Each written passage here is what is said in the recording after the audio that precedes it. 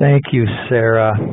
I'm coming to you live from Minnesota, or recorded as however you're listening, and it's an honor to be part of this webinar and to present on some really important information about MeToo. I have some questions, and this is especially directed at men or women who work with men. You know, what do men need to know now about this important movement, which has been so painful from so many different angles, and so many courageous women publicly telling very private and personal, painful stories, or at least parts of them, and implicating men, stopping men, men having legal and professional implications. It's a huge and important movement with a lot of pain and a lot of confusion and fear on all sides. So this webinar is really directed at men, but for men and women to understand how men are fitting into this important social movement. So some history first. Who started MeToo? You know, when did it start? Why did it get so big so fast? And is it just a fad? Well, you may or may not know, Tarana Burke is credited often as the one who coined the phrase Me Too back in 2006. She's an activist, African-American woman, helping younger women of color from low-wealth backgrounds who have been abused, harassed by men, and really a powerful voice, and one of the original voices. Of course, she stands on the shoulders of many generations of women and some men who have been trying to make a difference on this social movement. But it really wasn't until 2017, October, when Alyssa Milano tweeted her famous tweet asking or saying, if you've been sexually harassed or assaulted, write Me Too as a reply to this tweet. And over 27,000 women in about 24 hours responded to her invitation. An overwhelming and disturbing number of people, number of women responding, mostly women. It's got so big so fast, and you have to ask why. What else was going on? It just seemed to be a perfect storm in history. A number of things were happening. Of course, the Harvey Weinstein story broke out just a couple weeks earlier, a week and a half earlier, on October 5th. The New York Times broke his story, and that was a huge and disturbing story. Many women sexually abused by this Hollywood mogul, who just looks kind of creepy, doesn't he? The poor fellow doesn't look well at all. And the women who suffered under him, obviously a ton of pain. And I say poor fellow, I know not everybody thinks that. Some people would probably like to see him burn in hell. So he, along with many men, as we know, have been implicated. Bill Cosby, so many names, I'm not even going to name them all. Donald Trump, so many men, Garrison Keillor, many of which lost their jobs, went to jail, lost social status. The impact on men is obviously, with that kind of damage, and the courageous voices, has not gone well. The pervasiveness and seriousness of sexual violence has been highlighted in a most dramatic fashion by this movement. But I will say this, and I realize I say all this as a man, and I have a male perspective, which is only one perspective, but an important one. For the majority of offenders, nothing has happened. Nothing. They're still out there. So the famous and rich people and politicians and TV personalities, it seems, have been the first to go. And some of them, probably a very small fraction of all the offenders. So that's the impact. It has been significant, especially if you were the guy who was accused, rightfully accused, and went to jail or lost your job. That's a pretty significant impact. And more than that, it's given many women the voice to stand up and speak, and so much so that Time magazine designated the many women who spoke out, and they highlighted a few in the December 2017 magazine called The Silence Breakers. That was the person of the year. The movement has been called a person of the year. Pretty significant. According to the Stop Street Harassment Survey in 2018, spring of 2018, 81% of women and 43% of men say they've experienced some form of sexual harassment or assault in their lives. This is really astounding and brand new information for some, disturbing information for all. The most common location they found was public spaces, not work or home, which is kind of curious and interesting. But 8 out of 10 women, harassed or sexually abused in some fashion. And doubly disturbing to me, according to a Glamour and GQ survey in May 2018, 41% of men still do not know about the MeToo movement. This is unbelievable to me. Since I have been leading conversations with men only here in Minnesota since last November, involving well over 100 men, we've had about 11 different gatherings to talk about this movement and to talk about our part in it, to take accountability for our part in it, and not so much the guys raping or sexually overtly abusing. I'm not working with that kind of population of men. I'm working with men whose offenses are far more subtle, but also damaging to women, and helping men talk through, think through, and feel through our own complicity in this topic, and to do some healing from our own wounds, which of course is what contributes to a lot of the violence and pain. So it's astounding to me that 41% of men still do not know about this movement. Really astounding. I can barely believe it. But they surveyed over 2,000 people, so apparently it's true in the population they surveyed. Anyway, is it just a fad? Some think it is, some think it's not. Here's the march on Washington, D.C. Pretty gigantic crowd. And then the one on the right, you see the Me Too signs. Look at the faces. Those are pretty much all Korean faces. That's in Korea.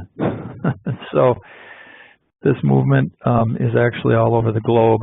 And in not every country, but many countries have picked up the flag, a Me Too flag, and it's not a fad. At least I don't believe it's a fad. It is here to stay. It may not dramatically and immediately change behavior. It probably hasn't, but it is a huge contribution in a positive direction. So what do men need to know now, I guess is the question. A couple things to start with. It's not likely to go away. The rabbit is out of the bag. The cat is out of the bag. Whatever the animal you pick, it's out of the bag, and it's not likely to go away. Could it be forgotten? Could we minimize it? Yes, all that's possible, but it's not. The story of what happened in October is not going away. I think the courage of those who've been abused will not be dampened. So what do men need to know? It's not likely to go away. Women want to be treated as equals, not objects. This is so obvious. It's almost embarrassing to say, but I'm going to say it anyway. Women want to be treated in the workplace and at home as equals, not objects. And this is challenging. And I'll say for myself, I was steeped in patriarchy. I'm a former Catholic priest, trained at the University of Notre Dame. And great training, great education. But I've been steeped in patriarchy in a variety of ways. And I'm now married 20 years, and my wife frequently says that she feels I subtly treat her sometimes as a second-class citizen. And I'm pretty sure it's that patriarchy deep in my bones that has not yet been expunged. So she reminds me whenever I need to hear it, and it's painful to hear that I don't think of her as a second-class person, but I still in some ways treat her that way. Even me, a leader in this work here in Minnesota. I'm working on it. I'm working on my own stuff. They want to be treated as equals, not objects. and it is easy for men to objectify women, and it is wrong. Also, there's a spectrum, of course, of seriousness from rape to harassment to just irritating, insensitive behavior. There's a wide spectrum. Somebody who touches a woman on the leg has not committed as serious an offense as someone who rapes a woman. We know this. There is a spectrum.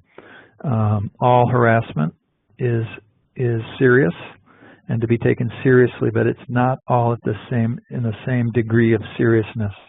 And we need eventually to parse out some of that, to understand that, to articulate that, and make it common knowledge, sort of that spectrum, what is and what is less medium and more serious on this spectrum of bad behavior.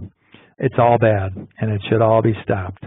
But there is a hierarchy of seriousness that we should be aware of. And we need to be aware of our own unconscious advantages. As men, women have, I think, some of their own unconscious advantages or privileges. I think there are some, definitely, that go with being a woman. But men in particular have a number of advantages, and we're not always conscious of them.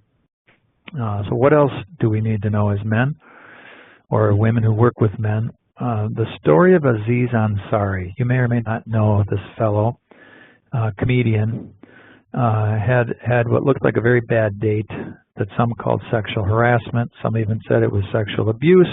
Certainly the woman I think he was with called it that. She wrote a 3,000-word article on him that was called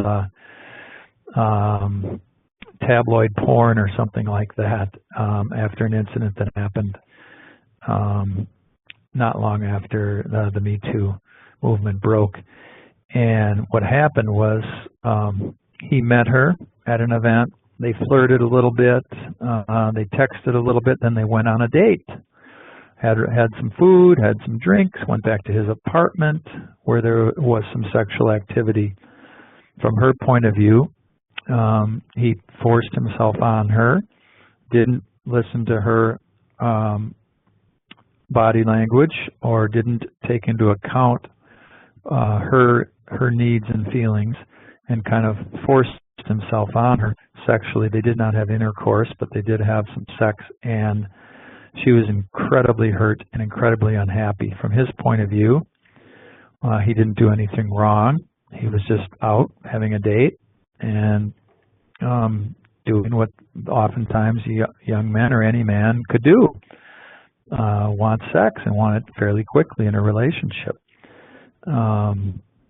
So it's an interesting story because it isn't he didn't rape her, and there's a mixed story depending on your perspective of what actually happened. So for about 6 months he didn't do much comedy. He didn't write much comedy. No new material for his new show. But eventually Netflix says he can come back and he can perform and do comedy with them.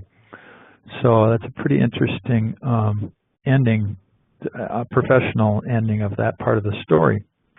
A few other things that I would observe. There certainly was miscommunication, and that's one of the main things we're going to talk about here. He was not paying attention to her body language. He was not paying attention to her interests. He was selfish, I would say, clearly, from what she wrote. She also didn't say no. It's not clear in her writing or his that she ever just said no or got up and walked out. Maybe she felt conflicted. Maybe she felt passive.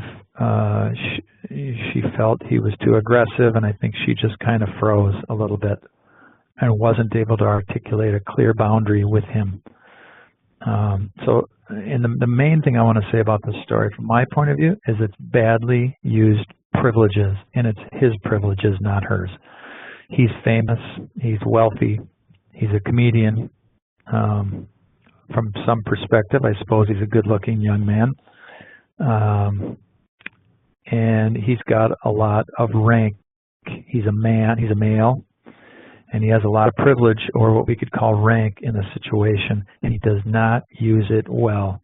and we'll go into this here. Some of the male privileges. By the way, a lot of men don't feel very privileged, especially, oddly enough, Caucasian men who have all kinds of privilege tell me they don't feel privileged, and yet we have plenty. And this is often true when I do my work in organizations to do culture change and conflict resolution. People with high rank, the top leaders kind of deny that they have any special rights or privileges. It's amazing. They park right in front, they get paid the best, but they'll say they're just like everyone else, so there's something about privilege where we don't want to own it. But men do often, not always, have physical size advantage or privilege. Men still earn more money. It used to be 77 cents on the dollar. I think that's an old number, but we still make more money overall per capita compared to women. We are still often in a place of higher social rank. Walking in a room, a man versus a woman, again, depending on where you're at. But in general, men still have higher, I believe, have higher social rank than women. Professionally and positionally in the workplace, overall, men clearly have higher rank still. If you look at numbers of CEOs, percentage of politicians, men and women, almost anything you can look at, men still, unless you're looking at colleges and degrees and high school performance, then men are not necessarily winning in those arenas. But in many other places, we have privilege. We have less reasons to fear attack in public, in a dark parking lot or on a street. Many men do not feel fear, whereas many women would feel fear in a similar situation. Fear of attack or of rape, frankly, and a lower risk of being objectified. Clearly, women are more objectified than men in our culture. That's sort of obvious. So are we calling these privileges or unconscious advantages or both? I'm kind of using both phrases interchangeably, privilege and unconscious advantage. The word privilege for many men stings. It has kind of an edge that can shut down a conversation. So when I've been sitting in circles with men talking about the MeToo movement and talking about male privilege, we don't always know what that means. We don't always admit it. But more importantly, the word seems to have an edge we don't like. But if we use the phrase unconscious advantage, that seems to go better. And this distinction was created by my friend Tony Signorelli. And I think it's brilliant because if you say, you know what, do you have some advantages being a man? Size, money, status. Yeah, I have advantages. Are you always conscious of them? Are some of those unconscious? Yeah, I'm pretty unconscious. I mean, how many men walk down the street thinking, boy, I feel so calm and relaxed because I'm not afraid anyone's going to rape me. Or you walk by a construction site and you think, boy, I feel so calm because no one's going to whistle at me or catcall me. Yeah, my wife can't say that.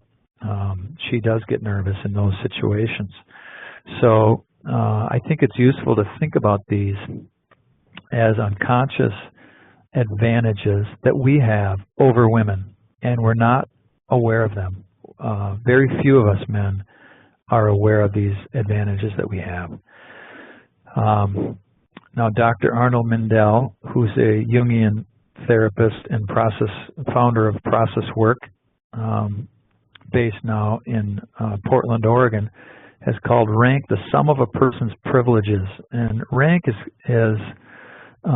in Mindell's teachings, is a large concept that encompasses everything from social rank that men would have over women in many contexts to positional or contextual rank at work to psychological rank. It's this giant concept. It's both external power by position or social status and internal power by virtue of a personality or a psychology. But the rank, the word rank is basically just the sum of a person's privileges. And rank feels good when we have it, right? We feel good, and it's morally neutral. It isn't a good or bad thing. It's kind of like when a dog hangs its head out the window of a car and is just breathing in that air. It feels good. The dog's smelling, and dogs look so happy hanging their head out the window. That's what it's like to have rank. It feels good. And we get so into the feeling, we sometimes forget about other people. It can be dangerous. We can forget about the needs and feelings of other people. And this happens quite easily. It happened to me once at work years ago. It wasn't a gender issue, but it easily could have been.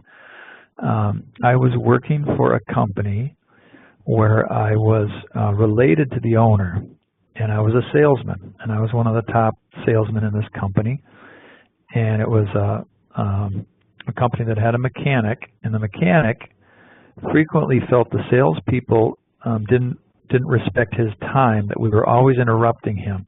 So he asked us, he pleaded with us to please not interrupt him, but to use the schematics that he put on the company website and to find various parts for the things we were selling, small parts that didn't cost much, but took a lot of time and energy to store and stock and find. And he put that all on the website and numbered every drawer. And he said, "Stop interrupting me.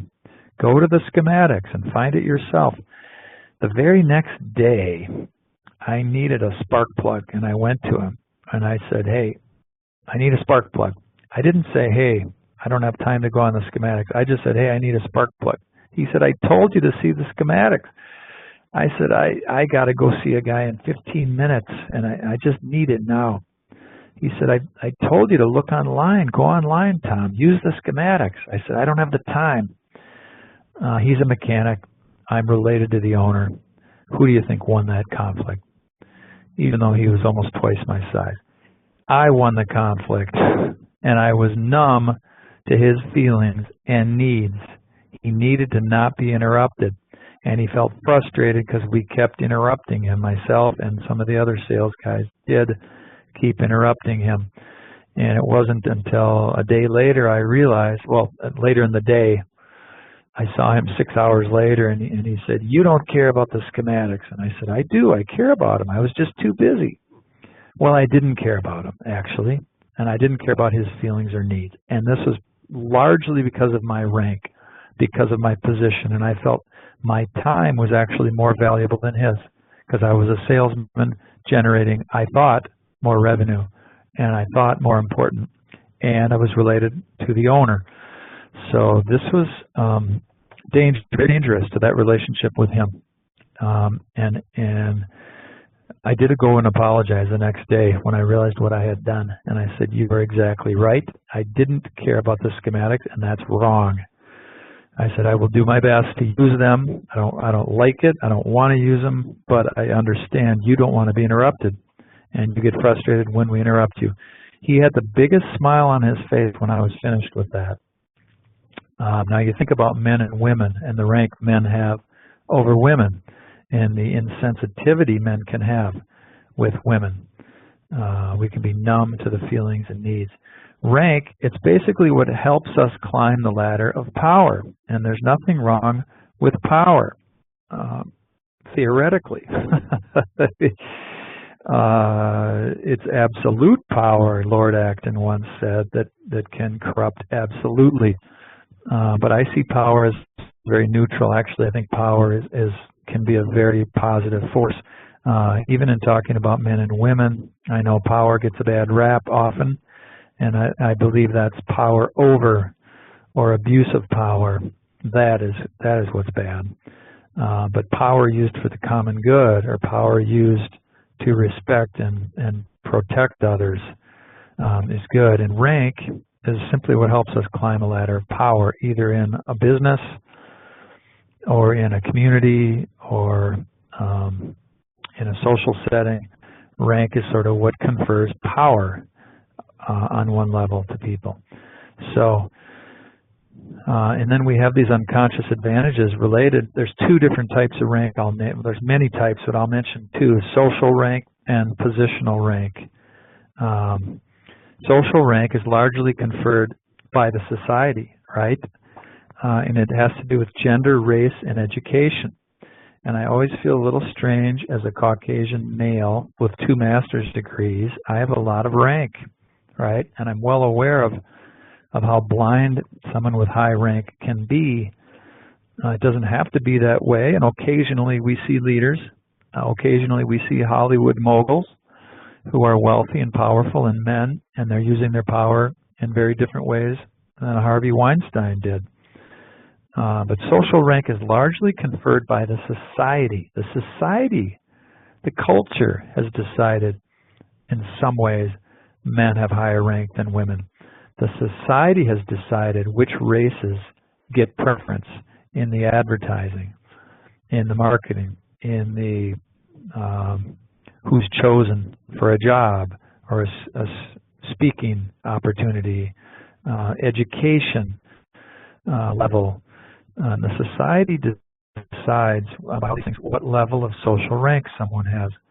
Of course, any group of people has the freedom to be countercultural, but the cultural forces are present and powerful.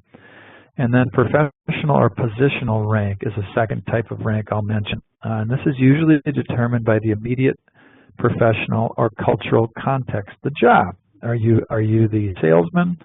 Are you a manager? Are you an HR director? What's your job title? And most, not every organization, but most still have kind of a pyramid of hierarchy. The CEO, president is at the top, and then the other C-level people, and then the senior managers, then the managers, and directors all the way down. And so it also could be determined by your community or by your culture. Could decide what rank you have by virtue of your title or your position, or your personal connections also impact that. So this rank I'm talking about can be a real superpower. Here's Superman, this guy holding a saw. Rank can be an empowering force for us, right? And there's some signs. If you're not sure what I'm talking about yet, here's some signs of high rank. Interrupting the other person. People with high rank interrupt, or tend to, or can interrupt. Can take up lots of airtime. Have you seen this in a small group or social gathering or family gathering? Those with high rank can take up a lot of airtime, and others don't get a chance to speak. Feeling important. Those with high rank, I occasionally do full-day workshops or large event, keynote speaking events. I always walk into those rooms feeling very important. I'll be going to Miami in about a week as a keynote speaker at a big event, and I will probably walk in that room feeling pretty good about myself. Why? Because I'm the featured speaker, a keynote speaker, and it's very high rank in that moment. You're the top-ranking person in the room, right? When you have that microphone and you have that hour to speak, so you feel important. And nothing wrong with any of this. Theoretically, interrupting people is not generally polite. Taking up too much airtime isn't polite. But feeling important, there's nothing wrong about feeling important. Ignoring requests. This often goes with high rank too. Just like in my story, the mechanic requested that we go to the schematics, and I ignored that request that he made. Largely because of my rank. I was unconscious. I didn't consciously ignore him. It was unconscious. And people with high rank generally, not always, generally can say no easily, right? The person who is the boss or the owner, a manager says, can you please come with me on this call? I need your help. No, I'm busy with the board, you know. It's a pretty easy no, I can't go with you on that call. I have other obligations. You know, it's almost impossible actually for most people to ask, even in a mid-size or small business, to ask the CEO or president to give them personal attention or personal help, because they're busy and they easily can say no. So these are signs of high rank, and I'll note this is high rank used unconsciously. It is possible to use rank consciously, of course. So, where do men have high rank, and how do they and do they feel it? Do they admit it? I mentioned often when people are high ranking in an organization, they kind of deny the impact of that power or the ability they have to influence because of their power. They one of the again, not always, but often. So where do men have this high rank? You know, what, on the street, at work, at home, at church, in the temple, in the mosque? Where do men have high rank? In the yoga class, most yoga classes I go to, I feel very low ranked. I'm not very flexible. The first one I ever went to years ago, I was like the old man in the room. It was almost all young co-ed women, super flexible, and then stiff me in the back, and I felt really low ranked. But I feel high rank in many social settings where I go, but I'm not conscious of it actually very often. I don't feel high ranking when I walk into a room. I used to wait tables at a restaurant called Ed DeBevick's, and at that restaurant people are in character, and my character was Sal Paradise, and he was a funny character and had a lot of rank, I guess, in some ways. And I left the job, and then 3-4 years later I went back to visit, and when I walked in, the DJ said to the whole restaurant, "Ladies and gentlemen, Sal Paradise is in the house." I felt high rank. I did feel appreciated and cared for and popular. But do we admit it? You know, again, we're slow to admit it. We want to pretend sometimes we don't have it. It's not useful. By the way, men do not always have higher rank. You can see this picture. A woman has her hands on her hips. Hips are frequently symbolically a place of power. She either is trying to increase her power or show her power by having her hands firmly on her hips. He looks livid. His hair is messed up. His hand is clawing. He's about ready to claw himself, actually. I'm not afraid he's going to hurt her. She looks very powerful and composed. She almost looks a little irritated and bored with him. She's not particularly bothered by his anger or his frustration. And it looks like he's going to claw himself in the face. I'm not afraid he's going to hit her. I'm afraid actually he's going to claw himself in the face and hurt himself. And of course men do hurt themselves in a lot of different ways at times. Here's a woman and man on a street corner having a bottle of water. She's pointing at him, accusing him of something, and he's giving the hands up, I'm innocent. What did I do? What do you mean? This guy's in trouble, all right? He did something. When people accuse you of something, unless they're pathological or they have some strange other motive, but if somebody who generally cares for you in a relationship or in a business setting accuses you, says you did something, there's usually a percentage of that accusation that's true. Now, maybe not 100%, but she's pointing at him. She's saying, you, I'm guessing into all this. She's saying, you did this, you, and he's saying, I don't know what you're talking about. He should be saying, what did I do? Explain it to me. Let me hear it. Let me hear you out. That would be a better use of his rank. But she's holding her own. She looks very powerful, and he looks in trouble. And rank has this oxymoronic aspect. The more rank a person has, the less aware of it they tend to be. This comes from Dr. Arnold Mindell, one of my teachers. And this is so true. When I'm working with organizations, I prefer to talk to the CEO last. Now, I usually have to talk to the president or C-level person first just to get in the door, but I try to talk as little as I can or listen as little as I can to them because they frequently don't have as much awareness of what's happening as the people on the bottom. The janitors, the housekeepers, the direct caregivers in a healthcare situation, not the orthopedic surgeons, tend to know what's going on more. They have more awareness, okay?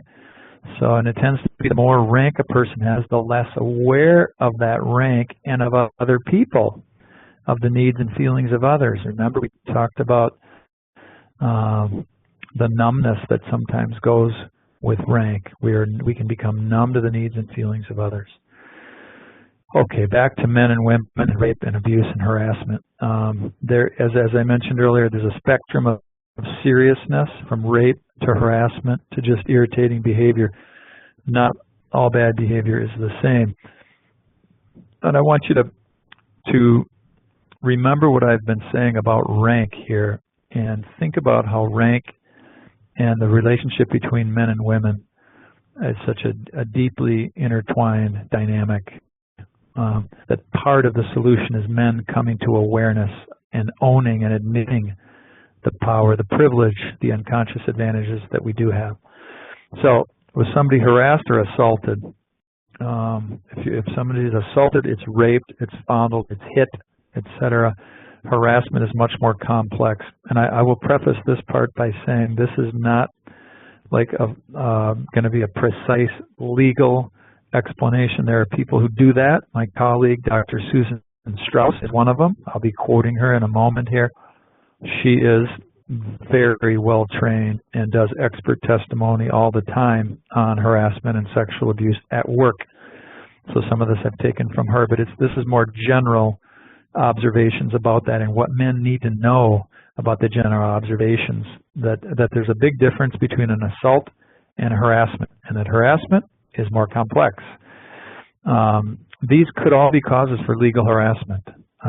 Jokes in bad taste, social media postings of sexually explicit nature, leering, ogling, or staring at a woman, giving gifts of a personal nature, giving somebody something that's clearly a personal kind of a gift. These could all be grounds for a successful lawsuit of legal harassment at work. Winking, throwing kisses, licking lips, suggestively, obviously those, again, if you have a deep, trusting, and mutually beneficial friendship or relationship with somebody that's not of a sexual or romantic nature, could you wink at someone and not have it be harassment? I hope so. And I will say this, some of the stuff does feel like it's gone too far, and I think that's how social change happens. The pendulum has to swing too far. A man I know who's been part of our conversations told me recently that he likes to compliment women at work, and occasionally gives a compliment about somebody's dress or how they look, and I think he told a woman she had a nice dress on one day, and then HR called him in and said to him that he was accused of harassing a fellow worker because he was commenting on how she dressed. And I would say this about that situation. We are in a season where men have to be triply careful. If I were in especially a corporate setting, I would not comment on a woman's weight ever. He mentioned that he used to comment a woman who lost weight. He commented on how good she looked having lost weight. Now, I would agree that was a bad idea, and depending on the relationship, could be a bad idea in any season. But where we're at right now, historically, with this movement, with the tension so high and the awareness from the perspective of the women so high, men have to be triply careful about what they say and what they do. So certainly winking, throwing kisses, licking lips is not going to go well unless there's some unusually good and trusted relationship there. And it's just playful and not crossing any lines. Assigning someone less challenging duties because of gender, clearly potential harassment there. You're a woman, so I'm going to give you that job that's easier, less challenging, not good. Flirting and teasing, all right? Now, what's the problem here? You know, people meet all the time at work, fall in love, and get married. Are you supposed to not let yourself be attracted to someone? Are you supposed to never flirt or tease somebody at work? Again, I'd say men, we have to be triply careful right now about any of this, and to make sure it's mutual. And if you're not sure what to do or not do, certainly don't do that. This man is too close to her, has his hand kind of around her shoulder, and she is clearly pushing him away with a distressed look on her face. And he's got kind of an unconscious smile on his face. He's headed for trouble. You don't ever want to be in that position as a man or a woman. If you're still wondering about harassment, flirting, and teasing, here's some thoughts, and this is from Dr. Susan Strauss. Harassment makes the receiver feel bad, angry, sad, ugly, degraded, right? That's how they feel. And it results in negative self-esteem, or can. And it's perceived as one-sided. It's the guy doing that. He's invading her space, like the picture we just saw, degrading her, and it is unwanted. It's power motivated, meaning power over, I would say, motivated, and illegal. That's harassment. All right, flirting and teasing. This is different now. And again, some workplaces have a no dating policy. So again, you have to interpret this according to your own workplace. But we know there's plenty of flirting, teasing that happens in workplaces, and people who fall in love and date and whatnot. Of course, all consensual and mutual and useful. And flirting and teasing that's not harassment, that's positive, makes the receiver feel good, happy, flattered, and in control. That's a really important one, in control.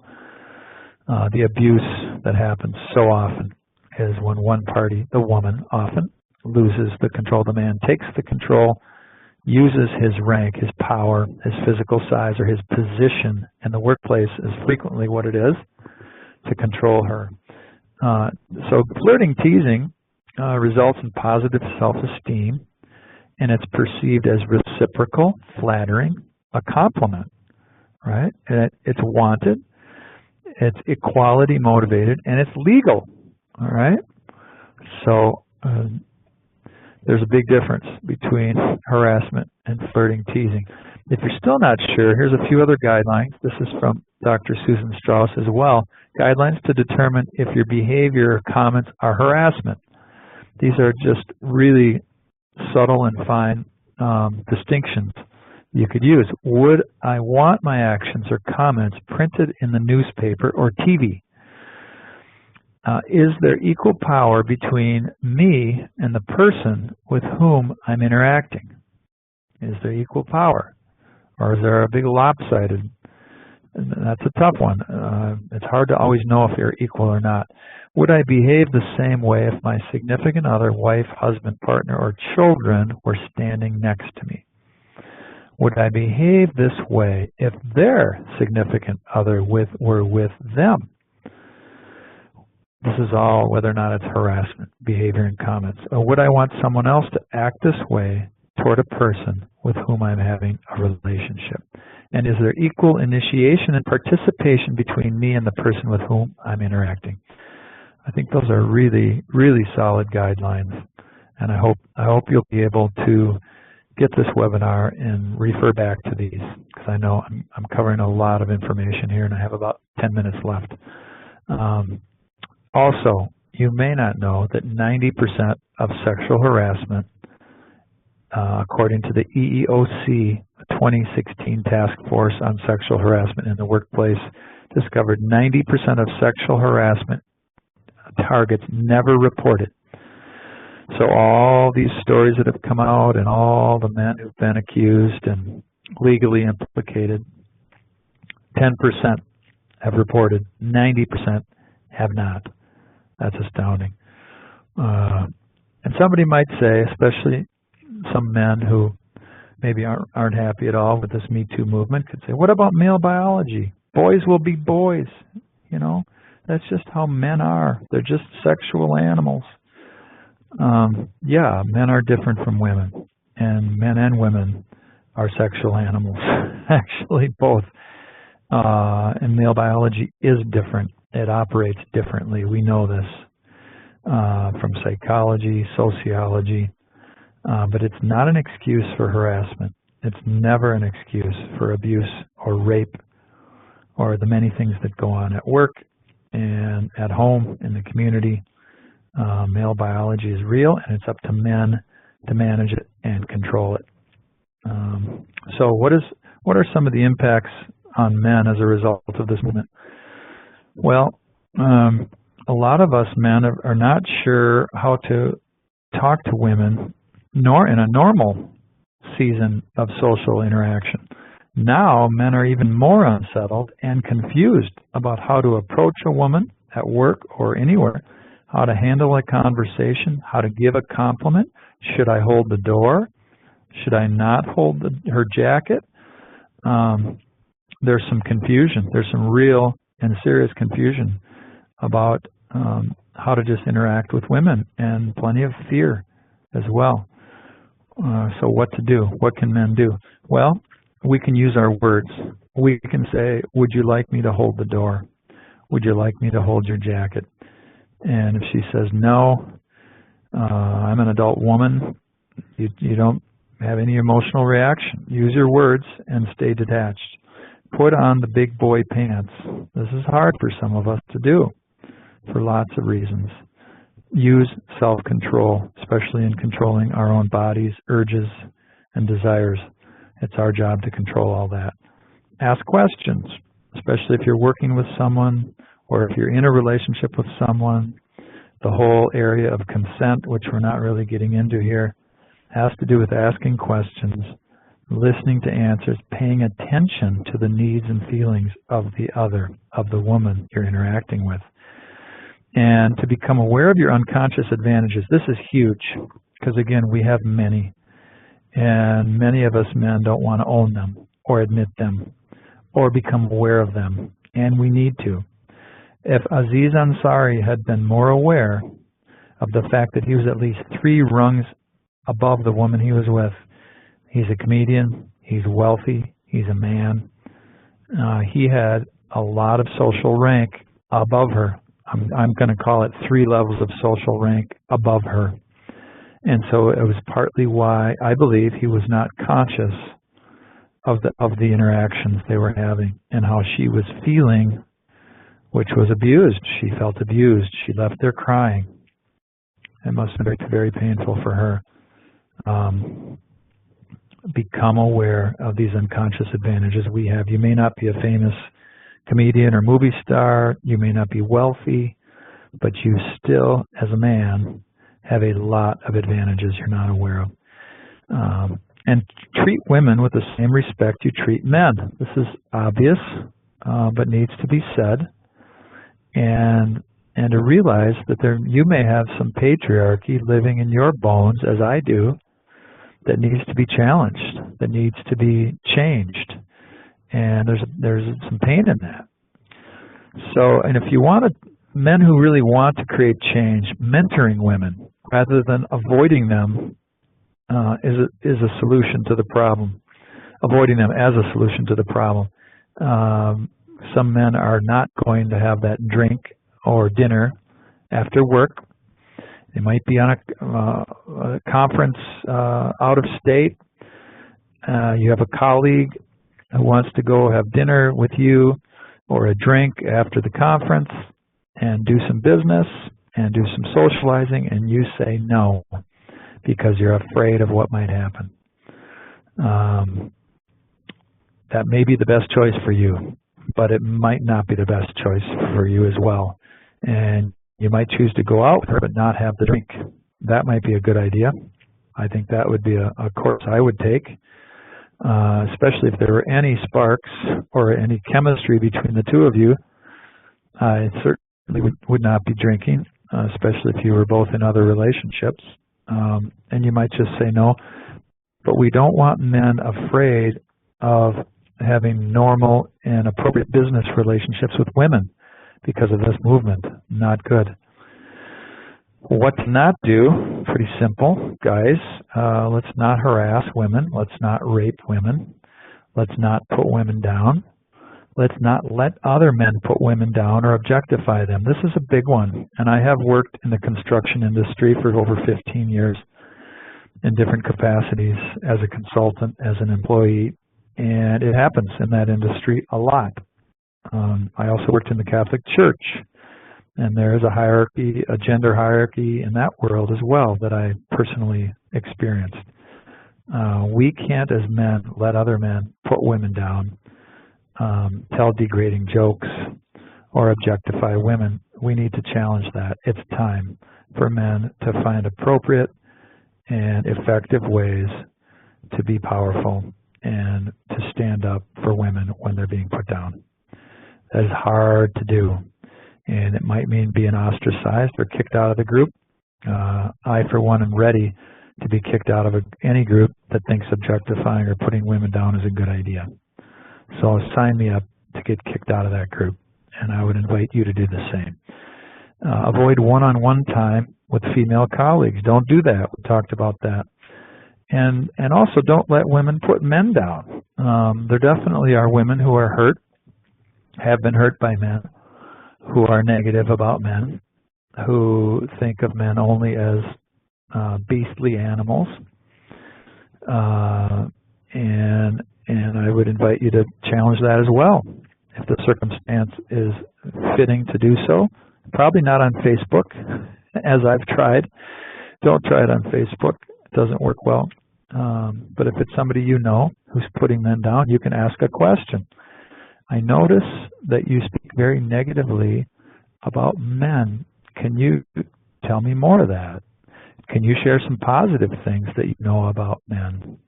Do you know why it is that much of what you say about men sounds negative to me? Those are all questions you could ask. To other men, there's some things you could ask. You could say to any man who degrades or puts a woman down, did you really say that? Could you rephrase that one? Would you say that, Joe, to my wife? Eddie, would you say that to your daughter? Hey, Bob, I think you're better than that. You're crossing the line, Steve, with that one. I think you're crossing the line with that one, Steve. What do you think? I'm pretty sure, Bill, that what you just did there would be legal harassment. Is that really a wise move for the company and your personal future? I'm pretty sure, Bill, what you just did, what you just said, is harassment. Is that a wise move for you, the company, or your personal future? Oh, this is heavy-duty stuff, isn't it? Take a breath. I think everybody should take a breath. Yeah, this is really heavy-duty stuff, and I appreciate you listening to it and going there with me on it. And a final couple stories, and then question time if we have any questions. I want to tell 2 stories briefly about men who didn't abuse, because we've heard so many stories about men who've abused. We might start thinking that all men are abusive, and it's not true. I'm going to tell you about Mario. Mario is a good friend of mine. Mario was a CEO of a mid-sized company, and Mario was making very good money and was hiring attractive men and women. And actually, he told me once that at least 3 of the women he hired were like drop-dead, cover model, beautiful women. And he was the CEO. And there were opportunities where things could have happened easily. They were single. He was young. And he chose to not misuse his power.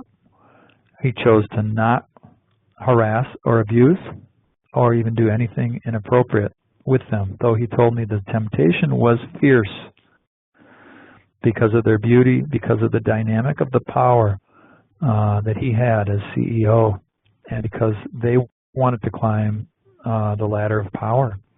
and he chose to not misuse, he chose to not abuse any of those women. I also know of a priest, his name is Father Max. He had several opportunities where he could have misused his power, several opportunities to have abused women, or at least taken advantage of a situation. One woman was married, but unhappily married, and he told me once that every time they played tennis, she had less clothes on until the last time they played tennis. She had a skinny little yellow bikini on the tennis court. That's when he knew something wasn't right. And the next day he called her into his office and he said, hey, you know, I appreciate playing some tennis with you and having some fun with you, but I think you want something from me I can't give you. And I'm ending the social nature of our relationship. And she was not happy at all. But he did the right thing. And it's possible to do the right thing. And my invitation and my challenge for all of you men is to do the right thing.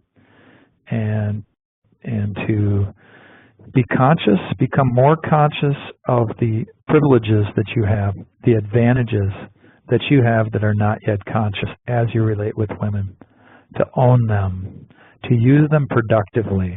If you're an owner, if you're a director, if you're a boss, if you're a manager, if people are speaking inappropriately, use that power for the common good. Use it to help people behave better. These are things men need to know, and men need to step up to the plate and take the invitation women have given us to grow up, to put on the big boy pants, to advocate for women when it's appropriate, to mentor women when it's possible and we have the position, and to meet with and get together with other men to talk some of this stuff through, because it's not easy. We don't all feel great about this movement. Some of us feel it's gone too far. Some of us feel it's not right for a couple of women to accuse any well-known man of abuse and have him either lose 6 months of his career or his whole career. But we're in the midst of some real social change, and we need to step up to the plate as men and do the right thing and mature so that we can be treating women as equals with deep respect and deep care that they deserve, and speaking out whenever there is harassment or abuse of any sort, and making sure things change for the better. It's time, and count me in. Count me as one who will contribute to this movement and help out wherever I can. And I hope you will too as well. I think we just have a minute or two. Any final questions or thoughts from anybody? Please log in your comments. Time for questions.